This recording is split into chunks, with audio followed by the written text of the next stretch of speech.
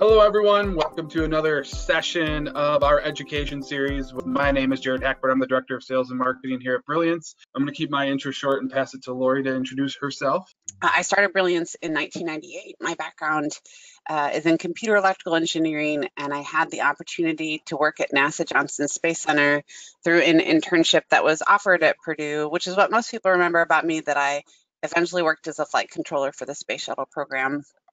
It was a really amazing experience. I ended up meeting my husband there. He also was in Purdue in engineering and also was a part of that same internship program and worked as a flight controller at NASA. And when we graduated, I went to work full-time at NASA and he went to work full-time at Rockwell Automation. And after a few years in Houston, Texas, he had a job promotion that brought us to Milwaukee, Wisconsin, where Rockwell's headquarters are. And I was trying to figure out what could be as cool as space. And so that was 1998, and the web was in its infancy, and I just decided to start a web development company.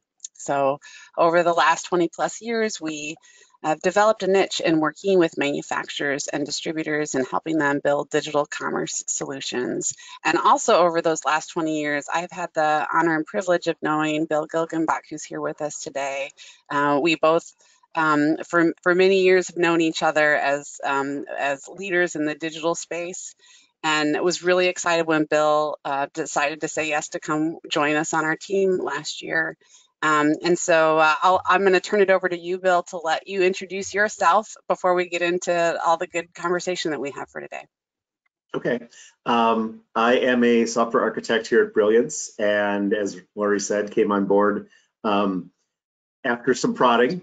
They had to work on me just a little bit, but I've been working on website solutions for since the late 90s, early 2000s, and really excited to be here on the team, helping create some great projects.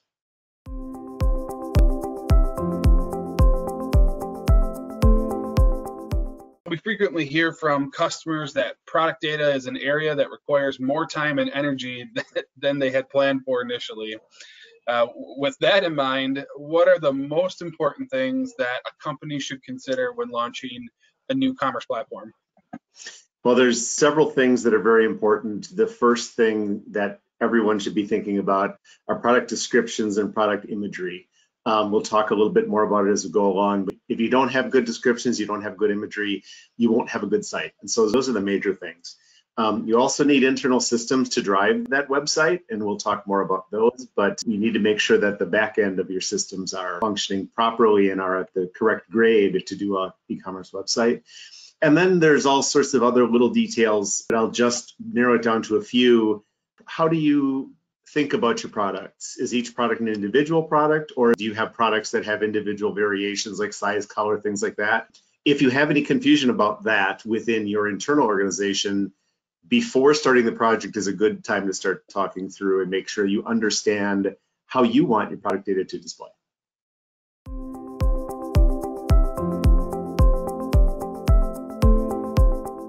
Building off of one of the things that you mentioned in their product descriptions and imagery, I know that that can be something that's labor intensive for organizations to work through, taking great photography and writing really compelling descriptions. What are the business reasons that organizations should prioritize investing the time and energy in that? The biggest thing about descriptions is they drive your search engine optimization. The better descriptions you have, the more correct words you have in the description allow people to search for your products on the web better. So if you have a widget and your description is, this is a nice widget, there's very little for Google to key off of. But if you're telling your users what the product is and why they want to buy it, you get much better, many more keywords that those users will look at when they're looking for, I want a widget with this feature or that feature. Imagery makes the site. Imagery makes your products real to your customers, and so it has to be good. No one likes an ugly website, and these days, imagery and even videos are all about what people are looking for, and so you need to have the best quality imagery you can. Some organizations we work with will say, well, search engine rankings aren't important to me, where we only are really focused on our existing customer base.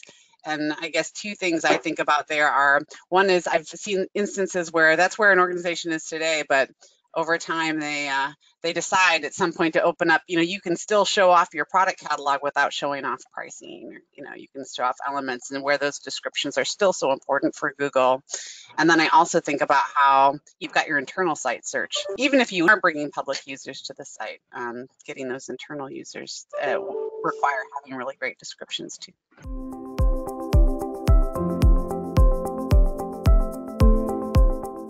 We like to look at the big picture when we're working with clients. Our goal is to always think through how we can help them exceed past that first project. So as organizations position themselves to grow into digital leaders, what software systems would you say are important to consider? There are really three. The first one is what we call Product Information Management System, or PIM. A PIM is a product that allows you to put all the elements of your products into one system. So the titles, the SKUs, the descriptions, as we talked about, the imagery, as we talked about, it all gets loaded into the PIM, and then the PIM can send it off to different places. For example, your website, which is the reason we need it, but it also drives other marketing activities, print materials, other product data sheets, things like that. All that data, it creates what we call a single source of truth. You have one place where all your product data is, and that's the PIM. The second is a good back-end accounting system, such as an ERP system, because typically you want to have some information about pricing and availability on your site, and the PIM allows you to keep track of your inventory and let customers know whether an item is in stock, back ordered, etc. And then the third, of course, is a great e-commerce platform. You need to have a great platform to build the site, and we represent several, and we'd be happy to tell you about them.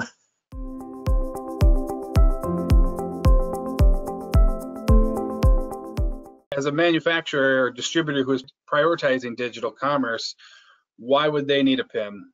The biggest reason that you need the PIM is to give you that platform to drive your marketing forward. Lots of people can get by for a while with product data in Excel or things like that, but really to take that next step, you want to have all the information in one place. And as I said, it can drive multiple systems, and there is one source of truth. So if someone updates a description in one place, all the platforms that you share will all have that description updated at the same time, and that's really important. We've seen organizations who, when they're looking at selling, in addition on their own website, selling through, third-party marketplaces or Amazon or, other distributors potentially, or other partners that they want to share information with, having that single source of truth you were talking about, Bill, is so important. And for the teams of putting together print catalogs, everyone's life is made easier by having that in place.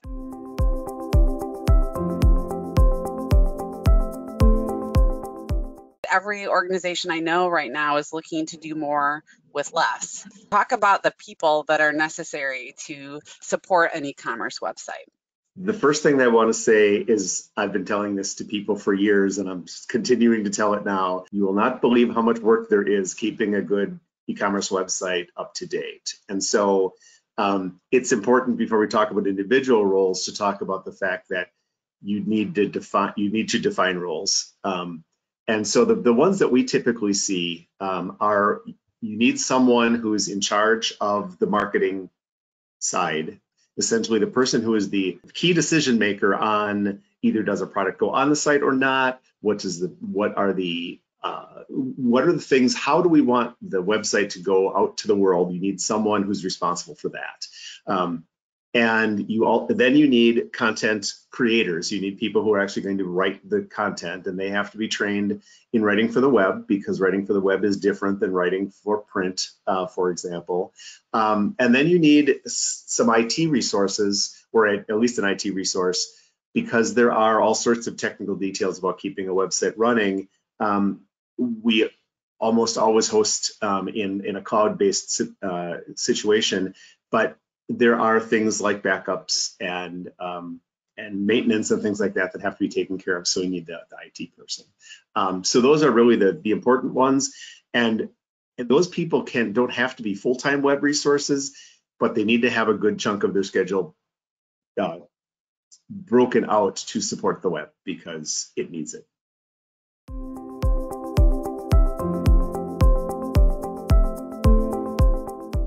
So specific to the human resources piece and the roles that you need on these projects, if you have someone on a project that's unable to get you the right answer or internally on their side, what are some tips that you would give to support getting people on the right track? Well, the first thing that I would say is you need good executive level support. An e-commerce website impacts every part of your business. In order to build that site, you need help from all sorts of places. And so having executive level people who are willing to work through some of those growing pains, either to, and so to specifically answer your question, Jared, you can outsource if you don't have the right people. There are content creators that you can hire. There are marketing people that you can hire if you don't have those internally. But that's where the executive support comes in, making those decisions. Perhaps we'd like to step up our game and hire a full-time marketing coordinator. Perhaps we need to add some additional resources in various places. Those are very important decisions to make and really affect the whole organization. The better you can support all of your people, the better. The last thing I'm going to say is we often see companies come to us with unrealistic expectations about how fast a website can be built. As I said, it affects every part of the company. The technical part of getting a website up and on the web is not really that hard.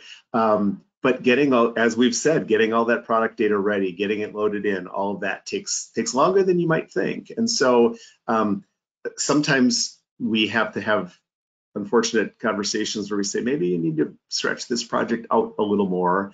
And then sometimes that will solve some of those resource problems because you have a little bit more time to work. What's interesting is that, we'll talk to customers about time frame. Many times there's questions around like, how long will this take?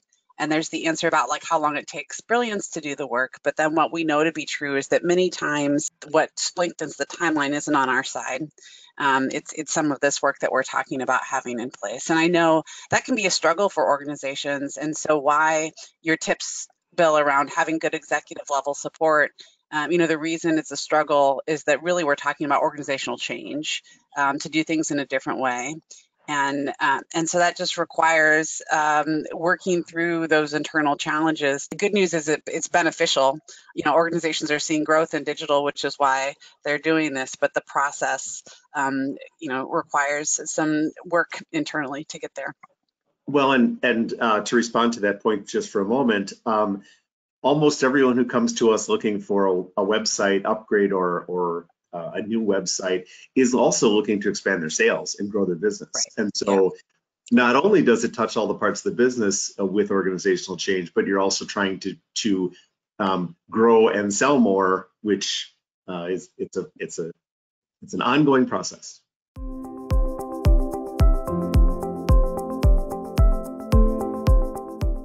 You and I both have engineering backgrounds, and so we tend to be kind of process thinkers, I think, and at Brilliance as an organization, we are process minded. We like defining and improving our processes.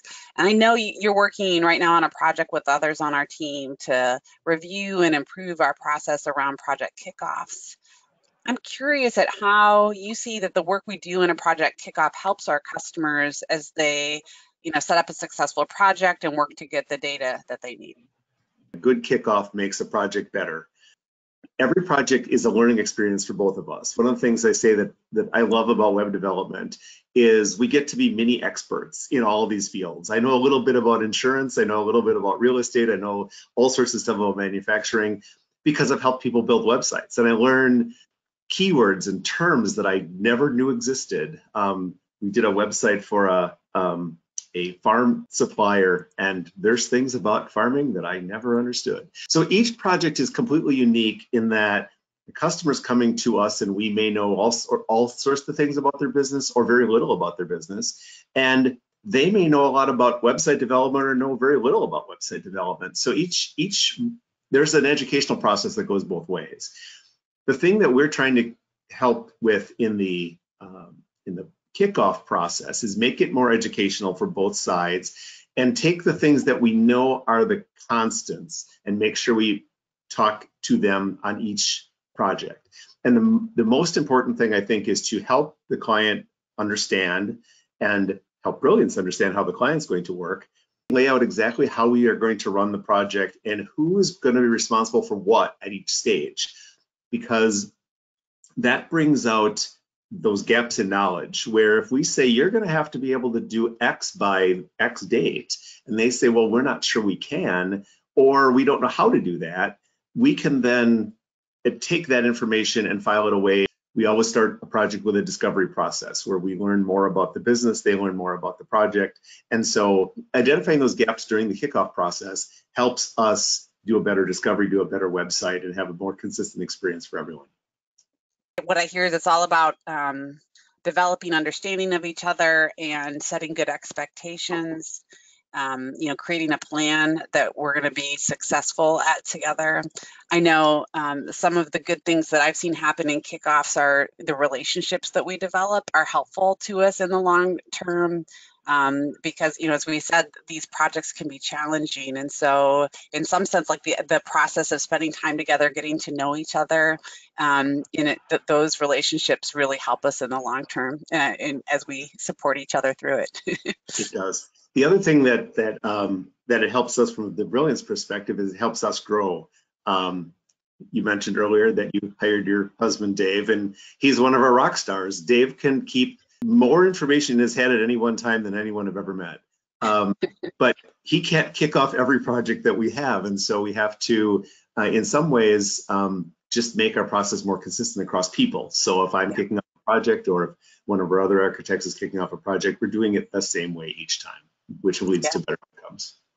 Even though I'm not an engineer, I certainly have a deep appreciation for process ever since joining Brilliance 5 years ago.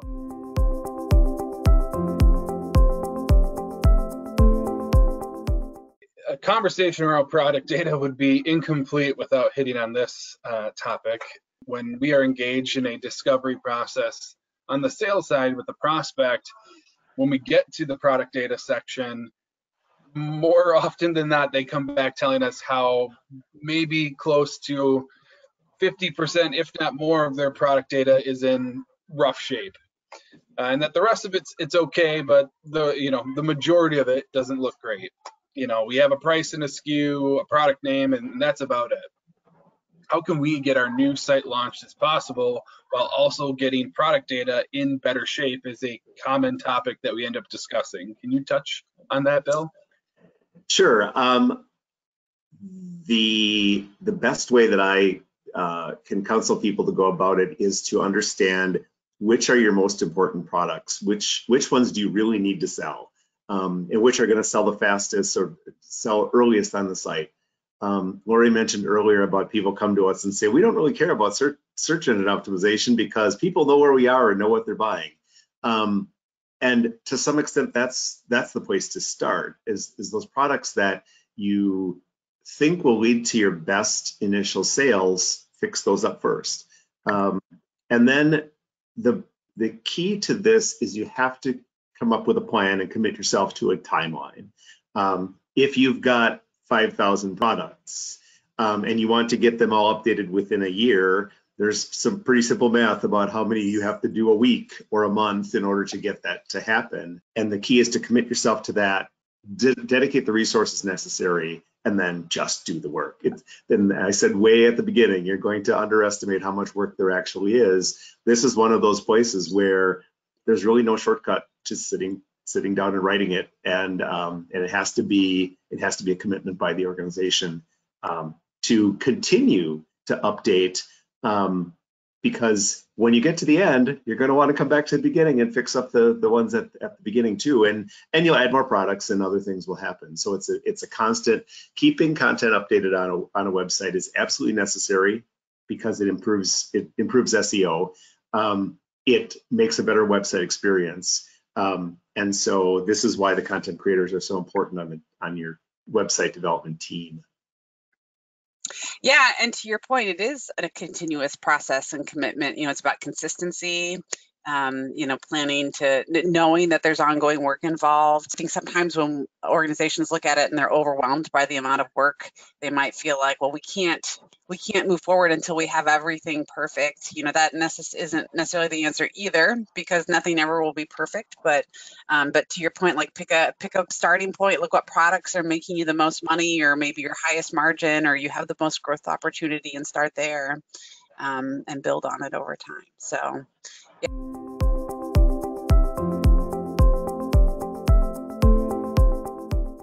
Often clients will come to us and ask for an opinion around whether they should show inventory or leave it off. Much of it depends on what you sell. There's companies who sell services and there isn't necessarily inventory, and that's an easy one. But if you sell product, you need to ask yourself as an organization, does inventory matter to us? Do we always, are things always quickly available that the customer doesn't actually know if we shipped it from our warehouse or if we had to order it from a supplier? Some of it depends on that and depends on lead time. My item is out of stock. How long is it going to take to get back in stock? And do we have to communicate that to the client? If it's going to be 2 weeks or a month, absolutely you need inventory and you need messaging around the site to tell them about that. So it depends somewhat on your organization. Laura, you want to throw in anything there? Yeah, well, I agree with you. It's about setting good expectations. So, you don't want someone checking out, especially, and this is something we've heard a lot about with COVID and supply chain disruption, as organizations have products that potentially they're struggling to, like where in the past they could fulfill on it even if they didn't have it in stock because they could get it really quickly. Now that might be more challenging. So in those instances, being ready to talk about the lead time that might exist to ship a product out, or even stating on a site that a product's out of stock and giving people an option to be notified when it comes back into stock. But to your point, Bill, it's specific to the products that you're selling and also your customers and their expectations. So. And I want to go back and reiterate an earlier point. This is why you need good back-end systems, because if you're going to tell customers how many you have on your website, you need to make sure that the number's pretty accurate. So if you're still using QuickBooks, you'll need to upgrade. Right. And there are software systems out there, there's order management software that actually will allow you to use data from your suppliers that you can use to display like expected, the expected delivery lead time, or when it will be in stock. So you can give more data or even display it as in stock because it's on its way. So to your point, Bill, like the better those back-end systems are, the more effective you can be with this information on your site.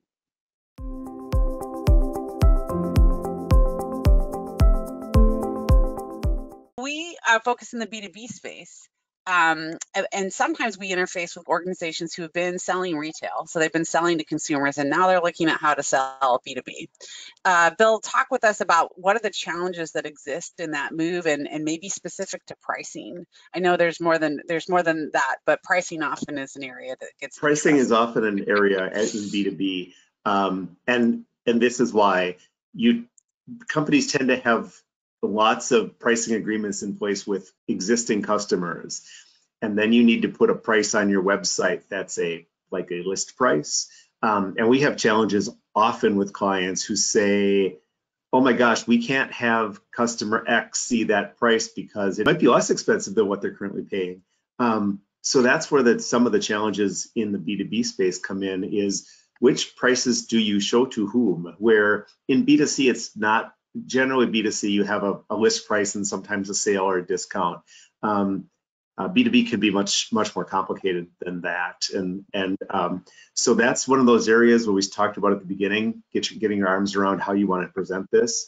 You need to think internally about what might be the impact if a particular existing customer sees something on the website that we don't want them to see. So some of the solutions to that is that we often create sites that either don't display a price or display a list price until you log in. And once you log in, then we can classify you as to which prices you should be seeing. And then again, using those great back-end systems, we can feed them the correct price for where they fit.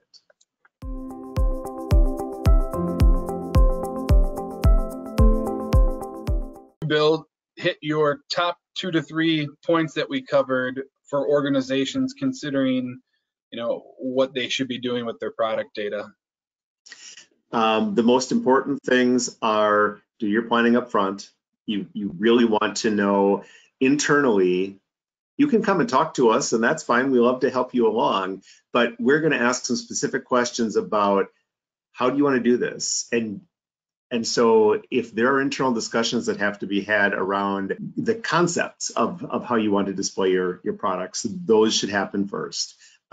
Second point is have great internal resources, internal or external, great resources, because you're going to need them to have the site. And my point from the middle about good executive support, make sure your C-level people are all on board and are willing to continue to evangelize for this project, because it's going to be necessary. So what I hear from you, Bill, is an organization needs to be ready to make some decisions with regards to how they're going to handle the product data, with regards to how they're going to handle their pricing. And I think sometimes it can be hard to feel like, well, what if we make the wrong decision? But with respect to digital, there is really an aspect of speed. Speed is an important part of it, like how quickly we can move. And so it comes back to an idea that like sometimes it's worthwhile to make a decision, even if you end up deciding it wasn't perfect and moving forward. And then you can work whatever aspects of it weren't perfect later. Plans are good, but don't let perfect be the enemy of the good, I think, or something like that. So, yes. I was going to use that quote, but I wasn't sure I'd put it together correctly either. So